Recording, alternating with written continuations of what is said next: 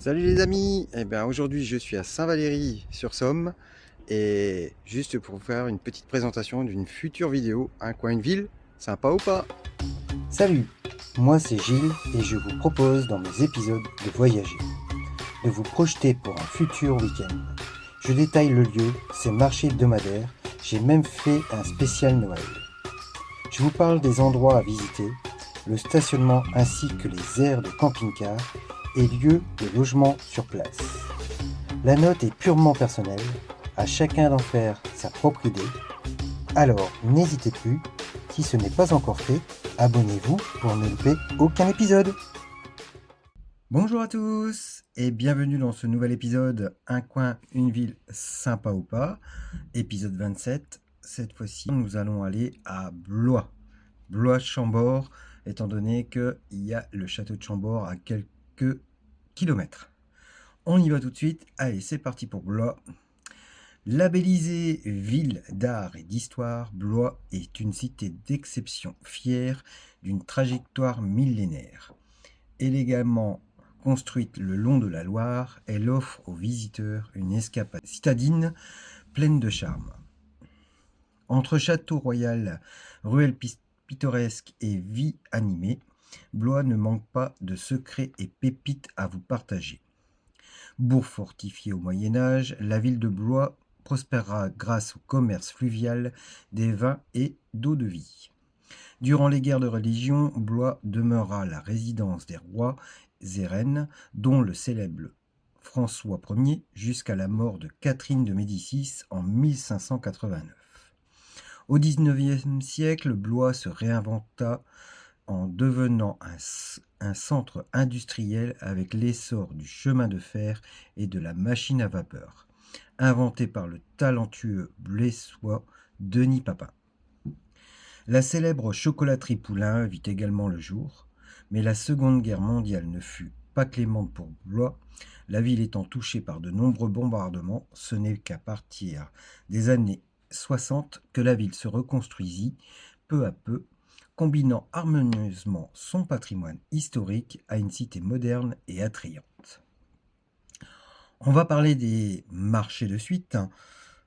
Le marché de Blois se déroule du mercredi au dimanche à divers endroits, comme vous pouvez le voir en image. On attaque de suite les visites. Et là, on a ce qu'il faut. Effectivement, c'est un très très bel endroit pour cette période de printemps. On va commencer avec le Muséum d'histoire naturelle de Blois. L'exposition Le Blésois, carrefour de régions naturelles, vous fera voyager en région Centre-Val de Loire en compagnie de la faune locale. La biche, la chouette, le renard et leurs amis à poil, à plumes ou à carapace ont pris la pose derrière les vitrines. De la plaine de Beauce aux étangs et landes de Sologne, en passant par la vallée de la Loire, découvrez le Blésois à travers une promenade naturaliste. Les enfants apprécieront les nombreuses installations ludiques qui animent cette exposition. 12 dioramas, 14 manipulations, plus de 200 animaux et outils multimédia. Ici, on observe, on touche et on joue. C'est ouvert toute l'année, sauf le 1er janvier, le 1er mai et le 1er novembre, ainsi que le 25 décembre. Le tarif, on est à 5,30 € pour les adultes et gratuit pour les moins de 12 ans. On va continuer, on va aller au Château Royal de Blois.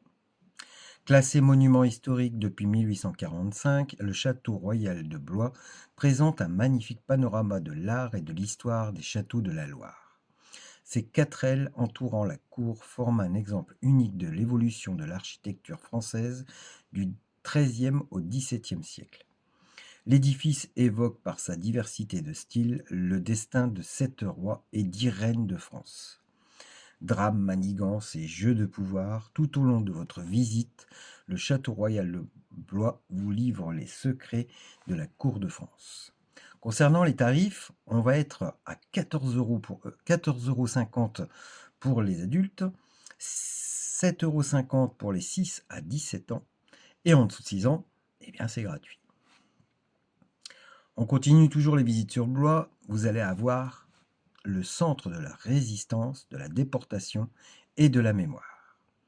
Avec 225 mètres carrés, le centre propose une exposition permanente à part d'anciennes personnes déportées et résistantes, armes, uniformes, photographies, etc., qui rappellent l'engagement, le courage et l'espoir des habitants et habitantes du Loir-et-Cher. Plusieurs expositions temporaires sont proposées au fil de l'année sur diverses thématiques.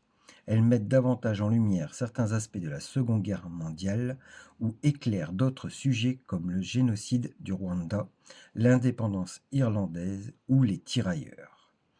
Quant au tarif, on va être à 5 € plein tarif et on va être gratuit pour les moins de 18 ans. À Blois, vous allez avoir un endroit magnifique à voir qui est totalement gratuit bien sûr et qui est éphémère, c'est-à-dire qui change constamment. C'est l'escalier Denis Papin. On en a parlé dans l'explication de Blois. C'est un lieu emblématique de Blois. Le monumental escalier Denis Papin surplombe la ville, offre une perspective imprenable et égaye régulièrement l'espace urbain pour ses grandes décorations originales. Je vous ai mis 2 photos. Sachez qu'il y en a eu énormément et j'aurais pu faire une vidéo complète rien que sur ça. En photo, bien sûr. On continue sur Blois, vous allez avoir la cathédrale Saint-Louis. La cathédrale a été rebâtie à diverses reprises au XIIe, au XVIe et au XVIIe siècle. Elle fut presque entièrement détruite en 1678 par un ouragan. L'intervention de Colbert, dont la femme était blessoise, permit sa reconstruction dans le style gothique. À l'intérieur, les vitraux contemporains de la nef et des bas-côtés sont l'œuvre de l'artiste hollandais Jean Dibet. Ceux du chœur sont du vitraux de Lobin, 1860. On continue toujours sur Blois, la dernière visite sur Blois, qui est la basilique Notre-Dame de la Trinité. La basilique de Notre-Dame de la Trinité est un édifice majeur de l'art sacré d'entre-deux-guerres. Elle est le centre mondial de diffusion de la dévotion des 3 Ave Maria, une prière reçue au Moyen-Âge par sainte Mechtilde. Érigée dans les années 1930 par un groupe de talentueux artisans et artistes, de belles couleurs chatoyantes se dégagent de ces 14 immenses verrières et de la majestueuse mosaïque du chœur. En montant au clocher, participation financière de 2 € demandée à payer à la boutique, vous y découvrirez et entendrez les 48 cloches de l'un des plus beaux carillons d'Europe. Du haut de ces 60 mètres, vous aurez une vue à 360 degrés sur Blois et ses belles forêts. Par beau temps, vous pourrez apercevoir le château de Chambord, qu'on va parler de suite. Il est à 16 km. Parmi les joyaux du Val-de-Loire,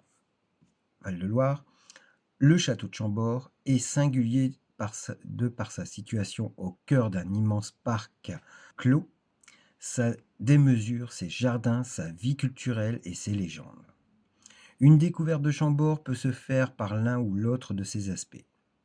Peu importe celui privilégié, pénétrer sur son domaine, c'est vivre une expérience emplie à la fois de nature, culture, architecture et histoire de France.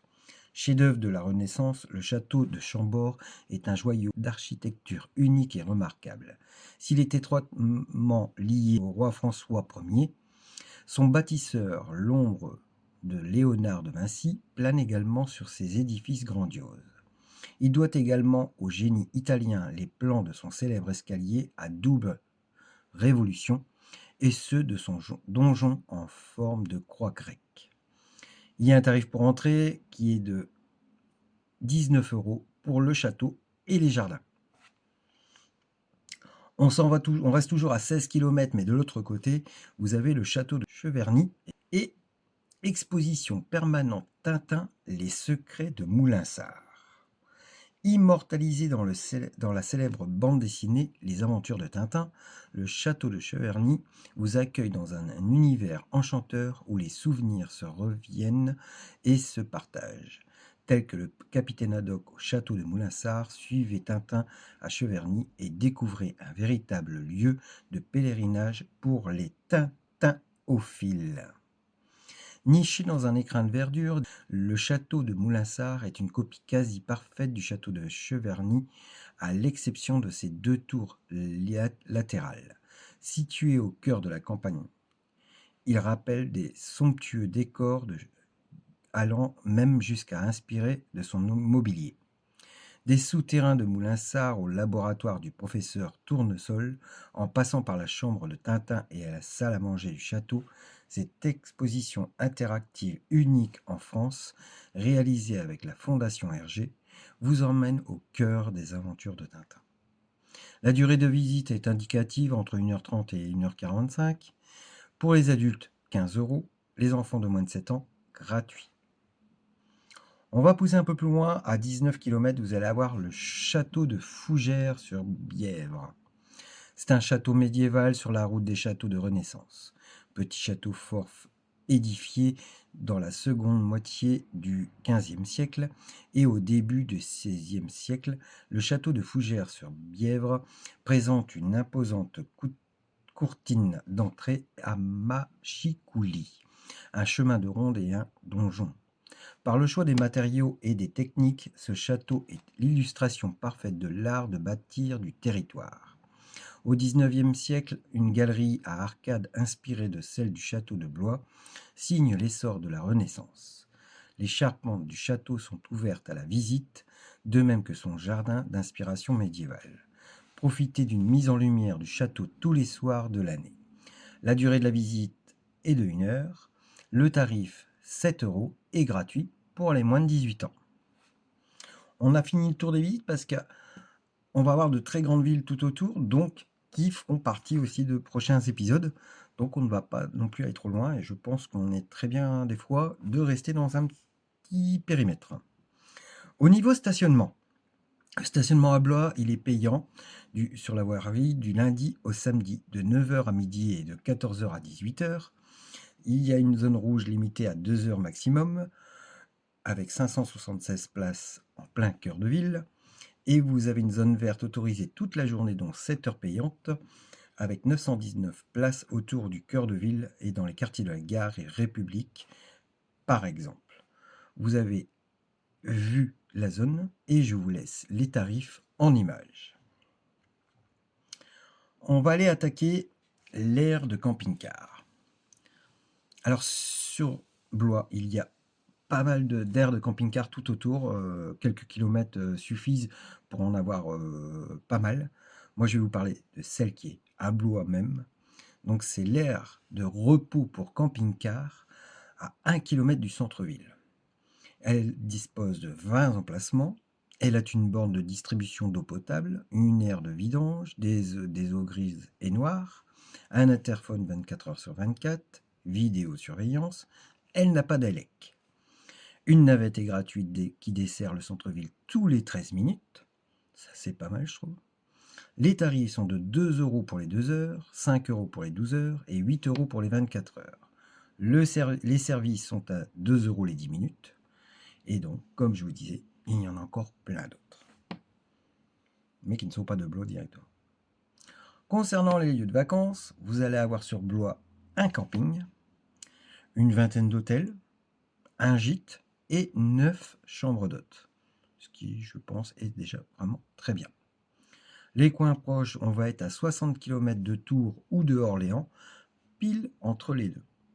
C'est pour ça que je ne veux pas non plus trop m'élargir au niveau des visites, étant donné que, tout comme Tours ou Orléans, on pourrait se permettre de les faire dans des prochains épisodes.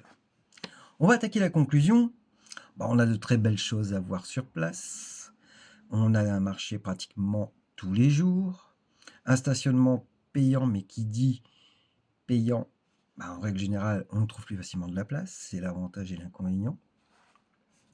L'aire de CC présente est très intéressante, juste manque un aménagement avec un forfait complet et une borne électrique et des bornes électriques. Et là, ce serait sublime. Quant aux hôtels gîtes et chambres d'hôtes, tout est bien présent. Pour moi, c'est un coin qui est super bien situé pour les visites internes, externes. De plus, une situation pile entre deux grandes agglos, proches de beaucoup de châteaux, qui peut être propice aux visites.